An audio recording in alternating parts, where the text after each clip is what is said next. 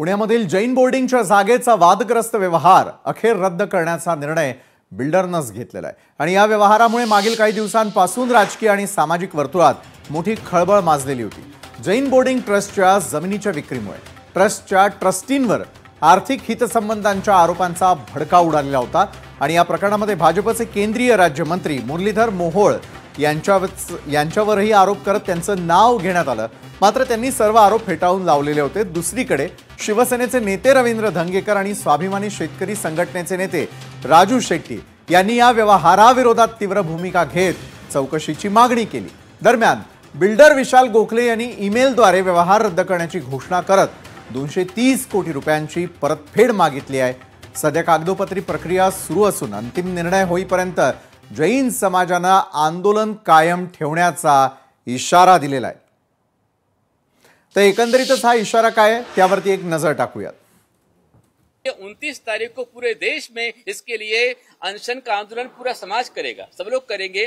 और यदि उसमें सारा विषय क्लियर हो जाता है, समाज के हाथ में ये मंदिर पूरा आ जाता है, तब तो हम इसका जल्लोष मनाएंगे। पूरा शिष्टमंडल मिलकर के वो सीएम को जाकर भी मिलेंगे और यदि बात नहीं बनती है तो पीएम के पास भी, नरेंद्र मोदी जी के पास भी हमारा शिष्टमंडल जाएगा और उनसे जाकर के बात करके इसके अंदर में पूरी संस्थाओं की सुरक्षा की व्यवस्था की जाएगी। सरकार यदि हमारे साथ में खड़ी नहीं होती है तो 1 तारीख से मैं आह्वान करूंगा, सभी संस्थाओं का आह्वान करूंगा, पूरे विधानसभा महाराष्ट्र को आह्वान करूंगा, बल्कि मैं भारत के पीएम को भी आह्वान करूंगा कि यदि आपके रहते हुए यदि हमारे समाज का मंदिर समाज को नहीं सौंपा जाता है तो 1 तारीख से मैं भी अनशन करूंगा और आप भी हमारे साथ में यहाँ पर आकर अनशन को बैठे। चकोर गांधी जो यहाँ पर ट्रस्टी थे, उन्होंने भी अनेक बार ये कोशिश की है कि ये मंदिर को गायब नहीं किया जाए, मंदिर यहीं पर रहे। बाद में उन्होंने उसको माघार लिया है, उन्होंने रिजाइनेशन दिया है, तो त्यागपत्र देकर अच्छा किया है।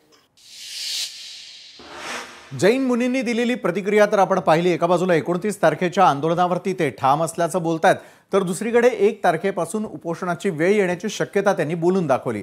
आणि या विषयावरती अधिक चर्चा करण्याआधी हे प्रकरण नेमकं काय आहे त्याआधी आपण थोडक्यात समजावून घेऊयात, त्यानंतर चर्चेकडे वळणार आहोत। तर मूळ प्रकरण नेमकं काय आहे तर मॉडेल कॉलनीमधील जैन मंदिर गहाण ठेवून आर्थिक व्यवहार झाला।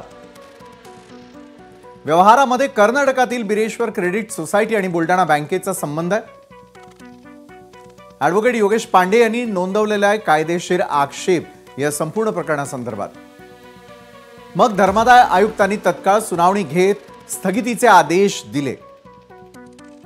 तर कारवाई विरोधात जैन समाज आणि पुणेकर नागरिकांचा मोर्चा। या प्रकरणाची पुढील सुनावणी 28 ऑक्टोबर 2025 रोजी होती आहे। तर एकंदरीत हे प्रकरण काय तर तुमच्या लक्षात आलं असेलच।